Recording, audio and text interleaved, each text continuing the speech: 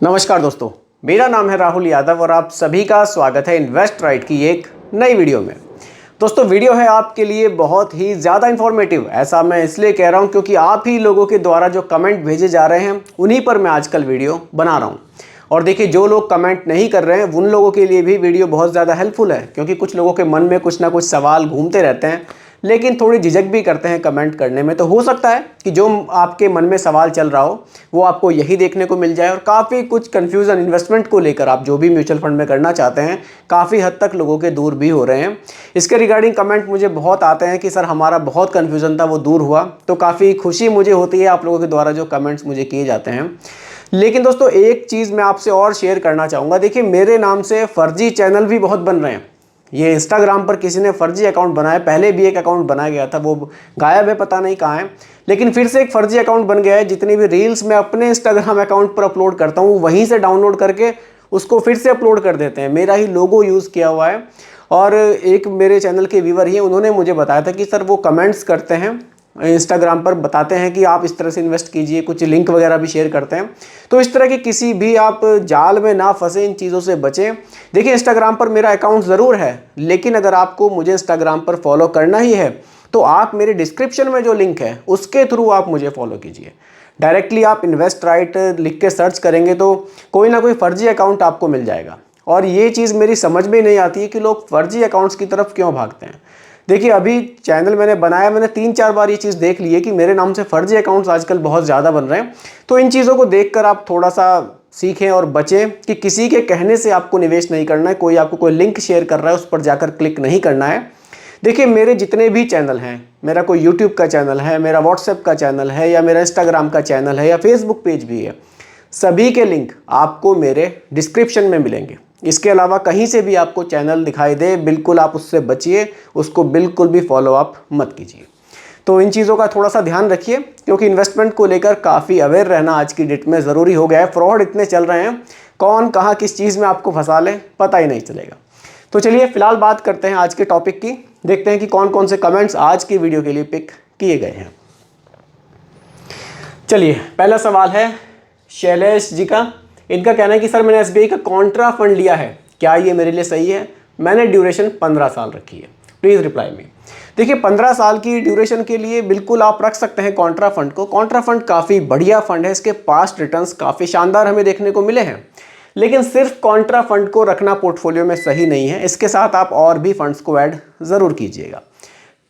जैसे कि आप किसी मिड कैप को भी ऐड कर सकते हैं, किसी फ्लेक्सी कैप को भी आप ऐड कर सकते हैं, क्योंकि ये हाई रिस्क फंड है। ये विपरीत रणनीति में निवेश करते हैं जिनकी आज वैल्यू हमें जो स्टॉक्स हैं उनकी नहीं मिल रही है, लेकिन फ्यूचर में अच्छी वैल्यू मिल सकती है। तो इस तरह की एक विपरीत रणनीति के तहत ये निवेश करते हैं और हमें रिटर्न्स बनाकर देते हैं। तो थोड़ा सा इन चीज़ों का ध्यान रखिए, आप थोड़ा सा पोर्टफोलियो को बैलेंस बनाकर चलिएगा, आपको रिटर्न्स अच्छे मिलेंगे। आगे बढ़ते हैं। यह है भानु प्रताप सिंह जी का कमेंट है, सर एक्सपेंस रेशो का चार्ज इन्वेस्टमेंट में कैसे काटा जाता है लॉन्ग टर्म में? देखिए, एक्सपेंस रेशो को आप थोड़ा सा सिंपल समझिए। जो भी हम निवेश कर रहे हैं उस पर हमें रिटर्न्स मिल रहे हैं। मान लीजिए हमें एक साल में जो रिटर्न्स हैं हमें 15% के मिले, अब वहाँ एक्सपेंस रेशो 1% है, तो आप सीधा सीधा मान लीजिए कि आपको जो रिटर्न्स मिले हैं वो 14% के मिले हैं। जो भी रिटर्न्स आपको शो किए जाते हैं, चाहे आप किसी ऐप के थ्रू निवेश कर रहे हैं या फिर आपने रेगुलर प्लान्स लिए हुए हैं, उनकी भी ऐप्स होती हैं, तो वो एक्सपेंस रेशो कट के ही आपको यहाँ पर रिटर्न्स आपकी ऐप में शो होते हैं। तो जो भी आपके रिटर्न्स हैं एक्सपेंस रेशो से डिडक्ट होता चला जाता है, उसमें आपको कोई किसी तरह की उसमें चिंता करने की ज़रूरत नहीं है। देखिए, खर्चे होते हैं एक्सपेंस रेशो, जो फंड मैनेजर आपके पैसे को मैनेज कर रहे हैं तो कुछ ना कुछ चार्जेस तो वो लेंगे ही, उसी को एक्सपेंस रेशो कहते हैं। तो वो जो है आपके जो रिटर्न्स बनते हैं, एक्सपेंस रेशो भी सालाना ही चार्ज किया जाता है, रिटर्न्स भी हमें सालाना ही मिलते हैं, तो वो वहाँ से माइनस हो जाते हैं। आगे बढ़ते हैं। यह है अंजलि जायसवाल जी का कमेंट है, लमसम करने का सही समय क्या है सर? देखिए, अगर आप बहुत लंबे समय के लिए लमसम कर रहे हैं तो आप कभी भी कर लीजिए, क्योंकि हमने पिछले कुछ समय से देखा है कि मार्केट हाई की तरफ ही चल रही है। करेक्शंस आते हैं मार्केट में, लेकिन ओवरऑल अगर मार्केट को देखेंगे तो काफ़ी तेज़ी से मार्केट बढ़ रही है।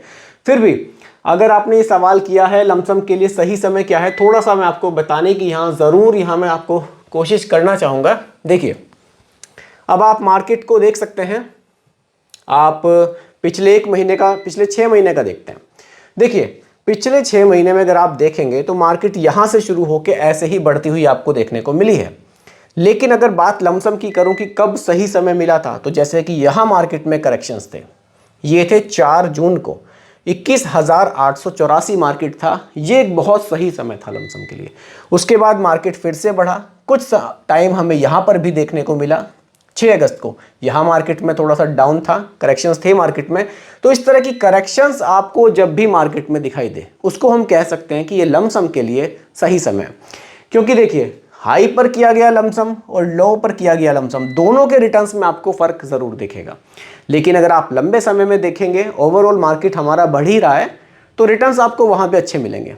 लेकिन अगर आपको लमसम करना ही है, आप रुक सकते हैं, बहुत जल्दबाजी नहीं है, तो मार्केट में थोड़ा सा आप वेट कीजिए। जब भी करेक्शन आपको दिखाई दे, आप लमसम कर दीजिए। इस तरह से आप बेहतर रिटर्न्स लमसम से अपने लिए बना पाएंगे। चलिए आगे बढ़ते हैं। अगला सवाल, ये 3 कमेंट्स हैं, मैंने तीनों को एक साथ रखा हुआ है। देखिए कमेंट्स में सीधा सीधा यही कहा गया है कि हम अगर इन्वेस्ट करना चाहें, चाहे हम SIP करना चाहें, चाहे हम लमसम करना चाहें, हम बैंक से करें, एजेंट से करें, या हम किस ऐप से करें। देखिए यहाँ 2 ऑप्शंस आपको मिलते हैं इन्वेस्टमेंट को लेकर। सिंपली एक आपको डायरेक्ट प्लान मिलता है, एक आपको रेगुलर प्लान मिलता है। अगर आप बैंक में खुद से जाकर निवेश करेंगे, म्यूचुअल फंड खरीदते हैं, तो वो आपको रेगुलर प्लान्स मिलेंगे।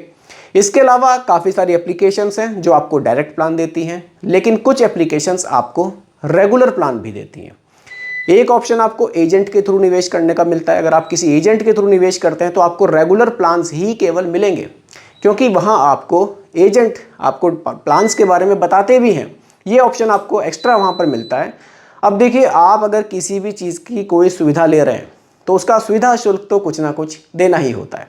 डायरेक्ट और रेगुलर में मेनली यही डिफरेंस आता है, क्योंकि देखिए हर कोई डायरेक्ट प्लान में निवेश नहीं कर पाता, क्योंकि हर कोई एप्लीकेशंस को समझ नहीं पाता। अब देखिए आजकल जो नए नए इन्वेस्टर्स हैं वो तो बिल्कुल किसी भी एप्लीकेशन को डाउनलोड करते हैं और इन्वेस्टमेंट कर सकते हैं।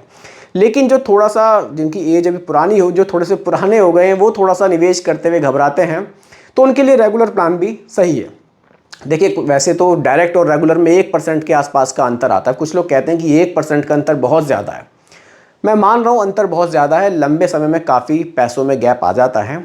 लेकिन अगर आप निवेश नहीं कर पा रहे हैं, उससे तो अच्छा है कि आपने रेगुलर के थ्रू ही निवेश किया, लेकिन निवेश तो किया।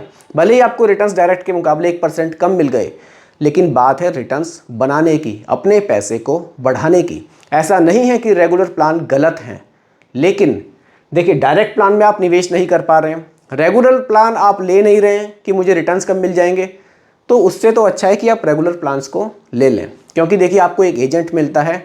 अगर आपका एजेंट अच्छा है, आपको अच्छे प्लान्स के बारे में समझाता है, आपके पैसे सही से निवेश कराता है, तो कई बार ये देखने में भी आया है कि आपने डायरेक्ट प्लान्स के मुकाबले सही प्लान रेगुलर प्लान में चूज़ करके आपने अच्छे रिटर्न्स बनाए हैं। तो देखिए यही ऑप्शंस हैं। और बाकी अगर मैं एप्लीकेशन की बात करूं, अगर आप एप्लीकेशन के थ्रू निवेश करते हैं तो आप एप्लीकेशन को थोड़ा सा देख लीजिए, थोड़ी सी ट्रस्टेबल एप्लीकेशन हो, उसके जो रिव्यूज़ हैं वो अच्छे हों, आप उसकी रेटिंग भी चेक कर सकते हैं। और एप्लीकेशन में आप थोड़ा सा ये भी ध्यान रखें कि आपको ऑप्शंस मिले, जैसे कि आपको SWP का ऑप्शन उस एप्लीकेशन में ज़रूर मिले, क्योंकि ये फ्यूचर में SWP आपके बहुत काम आएगी। ऐसी एप्लीकेशन में निवेश करने से थोड़ा सा बचें जिसमें कि आपको SWP का ऑप्शन ना दिया जा रहा हो। ये कुछ बेसिक सी चीज़ें हैं, इनको ध्यान में रखकर आप निवेश करें, कोई दिक्कत नहीं है। कंटिन्यू निवेश को रखें, अच्छे रिटर्न्स आपको मिलेंगे। आगे बढ़ते हैं। प्रवीण महाजन जी का कमेंट है, सर मेरा नाम प्रवीण है, बेटी की शादी के लिए 15 लाख 2032 तक हो जाएंगे सर। SBI में 15,000 मंथली SIP स्मॉल कैप में निवेश किया है। सर आपने बहुत रिस्की फंड में 15,000 रुपये महीने का निवेश किया है। देखिए अब आप निवेश कर चुके हैं, इसको आप बंद करेंगे, नई SIP शुरू करेंगे, वो तो ठीक नहीं है। लेकिन देखिए मैं अपनी काफ़ी वीडियोस में ये चीज़ आप लोगों के साथ डिस्कस कर चुका हूँ। कभी भी सारा पैसा स्मॉल कैप में निवेश मत कीजिए।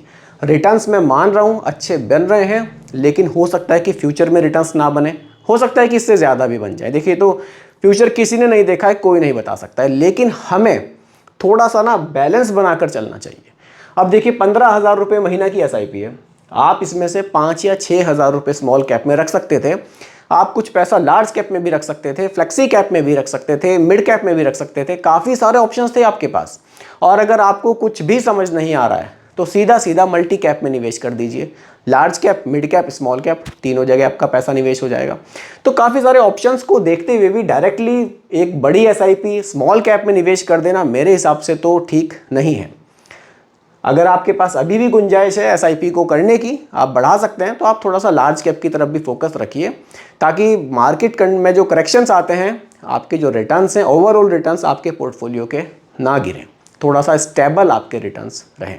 क्योंकि देखिए, बेटी की शादी के लिए आप फंड इकट्ठा कर रहे हैं, 2032 में अगर मार्केट में करेक्शन आ गया, रिटर्न्स गिर गए, तो शायद आपको थोड़ी सी दिक्कत हो सकती है। और एक चीज़ का आप और ध्यान रखिएगा, 2032 में अगर आपको फंड की ज़रूरत है, आपको लग रहा है कि अभी 4-6 महीने पहले रिटर्न्स अच्छे बन रहे हैं, आप पैसे को विड्रॉल कर लीजिएगा। एकदम बिल्कुल टिल डेट तक आपको वेट करने की ज़रूरत नहीं है। इन चीज़ों का भी थोड़ा सा आप ध्यान रखिएगा। 4-6 महीने हैं, रिटर्न्स ठीक है, पोर्टफोलियो के रिटर्न्स अच्छे बन रहे हैं, आप पैसे को विड्रॉल करके अपने पास रख लीजिए। ये नहीं है कि शादी से आप 1 महीना पहले ही विड्रॉल करने का वेट कर रहे हैं और उस समय मार्केट में कुछ करेक्शन आ गया, कुछ भी हो सकता है, तो आपके रिटर्न्स गिर जाएंगे। तब आपके पास समय नहीं बचेगा कि आप मार्केट के उठने का वेट करें। तो इन चीज़ों का थोड़ा सा ध्यान रखिएगा आप। बाकी 1 लाख रुपए का जो लमसम आपको करना है, इसको तो आप कम से कम कोशिश कीजिए कि लार्ज कैप में रखिए। आप ब्लू चिप फंड में निवेश कीजिए। ये पैसा 1 लाख रुपए आपका आप ब्लू चिप में डाल देंगे, 15% के आसपास के रिटर्न्स भी आपको मिलेंगे, तो ये पैसा आपका ठीक ठाक बढ़ जाएगा, क्योंकि स्मॉल कैप में आप ऑलरेडी काफ़ी निवेश कर चुके हैं। आगे बढ़ते हैं। सीताराम जी का कमेंट है, सर जी राम राम, इक्विटी और हाइब्रिड और डेट में क्या फ़र्क है, थोड़ा समझाओ। बाकी सैलरी 33,000 और 3500 का निवेश भी कर रहे हैं। मेन सवाल ये है कि हाइब्रिड क्या है, इक्विटी क्या है और डेट फंड्स क्या है। चलिए थोड़ा सा इस पर देखते हैं। इक्विटी की अगर मैं बात करूं, इक्विटी क्या है, ये हमारे पैसे को कहाँ निवेश करेंगे, स्टॉक मार्केट में। स्टॉक मार्केट यानी कि शेयर मार्केट में हमारा पैसा निवेश किया जाएगा, इसको बोलते हैं हम इक्विटी म्यूचुअल फंड्स। अब आ जाएंगे डेट, इसको थोड़ा रब कर देते हैं। देखिए अब आ जाएंगे debt mutual funds. Debt mutual funds क्या होते हैं, ये हमारे पैसे को कहाँ निवेश करेंगे, गवर्नमेंट सिक्योरिटीज में। गवर्नमेंट सिक्योरिटीज़ का मतलब है गवर्नमेंट की पॉलिसीज़ में ये हमारे पैसे को निवेश करेंगे, कॉरपोरेट बॉन्ड्स में हमारे पैसे को निवेश करेंगे। आप एक तरह से कह लीजिए जिस तरह से आप बैंक में अपने पैसे की एफडी कर देते हैं। अब आपको नहीं पता कि बैंक आगे कहाँ निवेश कर रहा है, लेकिन आपको फिक्स रिटर्न्स मिलते हैं। तो जिस तरह से बैंक आगे निवेश करते हैं, आपके पैसे का यूज़ करते हैं, आपको फिक्स रिटर्न्स देते हैं, तो एक डेट को भी आप कुछ इसी तरह से समझ सकते हैं। यहाँ आपके रिटर्न्स नहीं गिरते, यहाँ आपको रिटर्न्स मिलते हैं ठीक ठाक, क्योंकि पैसा आपका सेफ रहता है। अब बात करें हाइब्रिड की। हाइब्रिड क्या होते हैं, हाइब्रिड एक कॉम्बिनेशन है। हाइब्रिड कॉम्बिनेशन है किसका, इक्विटी का और प्लस डेट का। इसको हम लोग हाइब्रिड बोलते हैं। सिंपली आप इसको इस तरह से समझ सकते हैं। बाकी कुछ निवेश भी इन्होंने किया हुआ है, एसबीआई के लार्ज एंड मिड कैप में है, एसबीआई का कॉन्ट्रा फंड है, निपॉन का स्मॉल कैप है, एसबीआई का लार्ज एंड मिड कैप है। फंड्स आपके अच्छे हैं, आपकी एज अभी कम है, कोई दिक्कत नहीं है, इसको कंटिन्यू कीजिए। कोशिश कीजिए कि आप थोड़ा सा पैसा स्मॉल कैप में और बढ़ाइए, क्योंकि आपके पास ड्यूरेशन अच्छी है, तो आप ज़्यादा रिटर्न्स बना सकते हैं। आगे बढ़ते हैं। ये है, सर जी नमस्ते, मेरी लड़की की उम्र 19 साल है और एमबीबीएस की पढ़ाई कर रही है, उसके लिए कौन सा इन्वेस्टमेंट प्लान अच्छा रहेगा, लॉन्ग टर्म के लिए म्यूचुअल फंड कौन से अच्छे रहेंगे। सर सबसे पहले तो आपको हमारे पूरे चैनल की तरफ से बहुत बहुत बधाई कि आपकी लड़की एमबीबीएस की पढ़ाई कर रही है 19 साल की एज में। ये बहुत अच्छी बात है। देखिए बहुत अच्छी पढ़ाई आप करवा रहे हैं, ये तो सभी के लिए बहुत गौरव की बात है कि आपकी लड़की एमबीबीएस की पढ़ाई कर रही है। बाकी देखिए, अगर मैं इन्वेस्टमेंट की बात करूँ, आप उन्हीं के लिए इन्वेस्टमेंट प्लान अगर सर्च कर रहे हैं, अभी एज बहुत कम है, आप उनके नाम से निवेश स्टार्ट करना चाहते हैं, आप स्मॉल कैप में एलोकेशन ज़्यादा रखिएगा, आप बाकी लार्ज कैप और मिड कैप में एलोकेशन थोड़ा सा कम रखिएगा, क्योंकि लंबे समय के लिए आप निवेश कर रहे हैं। देखिए ये जो इन्वेस्टमेंट है हमारा, ये इसी पर डिपेंड करता है कि आप कितने समय के लिए निवेश कर रहे हैं। आपके पास ड्यूरेशन लंबी है, स्मॉल कैप में ज़्यादा पैसा रखिए, ड्यूरेशन कम है, लार्ज कैप में ज़्यादा रखिए। बस यही एक थोड़ा सा हमें पोर्टफोलियो को बैलेंस बनाना होता है। यहाँ एज के अकॉर्डिंग आप लंबे समय के लिए निवेश कर रहे हैं, तो बिल्कुल आप स्मॉल कैप में एलोकेशन ज़्यादा रखिएगा और बाकी फंड्स की अगर मैं बात करूं, जैसे कि निपॉन इंडिया स्मॉल कैप है, SBI स्मॉल कैप है, क्वांट स्मॉल कैप है, ऑप्शंस हैं आपके पास काफ़ी सारे। आप एक 2 स्मॉल कैप आप चूज़ कर सकते हैं। देखिए, क्योंकि अमाउंट आपने मुझे नहीं बताया कि आपको 10,000 की SIP करनी है, 20 की करनी है, कितने की करनी है। जो भी आपका रहेगा, आप 2 स्मॉल कैप रख लीजिएगा, आप एक लार्ज एंड मिड कैप रख सकते हैं, फ्लेक्सी कैप रख सकते हैं, एक थीमेटिक को रख सकते हैं आप। बाकी आप मुझे फिर से कमेंट कीजिएगा, इंस्टाग्राम पर भी मुझे मैसेज आप कर सकते हैं, कोई दिक्कत नहीं है। आप मुझे अपना अमाउंट बताइएगा, एक पोर्टफोलियो मैं आपको भी बनाकर भेज सकता हूँ, कोई दिक्कत नहीं है। आगे बढ़ते हैं। Sir, I had sent you a message on your Instagram. अभी मैंने इंस्टाग्राम की बात करी है और अभी कमेंट निकल कर आगे सर ने मुझे इंस्टाग्राम पर मैसेज किया था, लेकिन मैंने रिप्लाई नहीं किया। लेकिन सभी के साथ ऐसा नहीं है, काफ़ी लोगों को मैं रिप्लाई भी इंस्टाग्राम पर करता हूँ। ये 50 ईयर के हैं सर, और lump sum amount of 5 to 10 lakh, which is safest amount. देखिए, म्यूचुअल फंड में आप निवेश कर रहे हैं तो 100% सेफ्टी के लिए तो आपको म्यूचुअल फंड में यहाँ फंड्स नहीं मिलेंगे। ये तो आप थोड़ा सा बनाकर चलिए अपना मन कि यहाँ मैं निवेश कर रहा हूँ। रिस्क को आप कम या ज़्यादा कर सकते हैं, लेकिन बिल्कुल सेफ फंड की अगर आप बात करेंगे, देखिए फिर तो आप बैंक में अपने पैसे को निवेश कर सकते हैं। वहाँ आपको फिक्स रिटर्न्स मिलते हैं, वहाँ आपको गारंटीड मिलती है, मतलब जो रिटर्न्स हैं आपको गारंटी मिलती है रिटर्न्स की कि आपको 7% मिलेंगे या 7.5 मिलेंगे, जो भी मिलेंगे, लेकिन वो फिक्स है। म्यूचुअल फंड में रिटर्न्स ज़्यादा हैं, वो इसलिए हैं क्योंकि यहाँ रिस्क भी है। म्यूचुअल फंड के हिसाब से कम रिस्क वाले फंड की बात करूं तो यहाँ जो फंड मैं आपको बता रहा हूँ, चलिए मैं आपको दिखाई देता हूँ डायरेक्टली। आप क्या कर सकते हैं, देखिए कंजर्वेटिव हाइब्रिड फंड है, इसको आप देख सकते हैं। बेनिफिट क्या है इसका, केवल 35% पैसा, मैक्स 35% पैसा स्टॉक्स में जाएगा, बाकी पैसा आपका डेट में यानी कि गवर्नमेंट सिक्योरिटीज में रहेगा। तो कंजर्वेटिव हाइब्रिड जो कैटेगरी है आप इसको देख सकते हैं। बाकी अगर इस कैटेगरी के मैं रिटर्न्स की बात करूं, एवरेज रिटर्न 9.63% का है। तो ये रिटर्न्स भी थोड़े से कम मिलेंगे क्योंकि आपने सेफ म्यूचुअल फंड की बात करी है। अगर आप थोड़ा सा रिस्क ज़्यादा ले सकते हैं तो ये रिटर्न्स भी आपके बढ़ जाएंगे, लेकिन रिस्क भी आपका बढ़ जाएगा। बिल्कुल सेफ्टी चाहते हैं तो फिर आपको बैंक में ही अपने पैसे को निवेश करना चाहिए। तो दोस्तों, ये कुछ सवाल थे आज की वीडियो में, जो कमेंट्स मैंने आपके द्वारा भेजे गए थे उनको मैंने पिक किया था। उम्मीद करता हूं कि टॉपिक आपको पूरी तरह से क्लियर हुआ होगा। फिर भी कोई कन्फ्यूज़न हो आप मुझे फिर से कमेंट कीजिएगा, रिप्लाई मैं आपको ज़रूर करूंगा। बाकी दोस्तों, रिकमेंडेशन बिल्कुल भी नहीं है, केवल एजुकेशनल पर्पस वीडियो आप लोगों के लिए बनाया गया है, क्योंकि म्यूचुअल फंड का जो भी निवेश है बाजार जोखिमों के अधीन होता है। जब भी निवेश करें अपने रिस्क टॉलरेंस को देखें और अपने फाइनेंशियल एडवाइजर से सलाह ज़रूर लें। बाकी वीडियो पसंद आई हो लाइक शेयर ज़रूर कीजिएगा, और मेरे चैनल पर अगर आप नए हैं इसको भी सब्सक्राइब आप ज़रूर कीजिएगा। नमस्कार।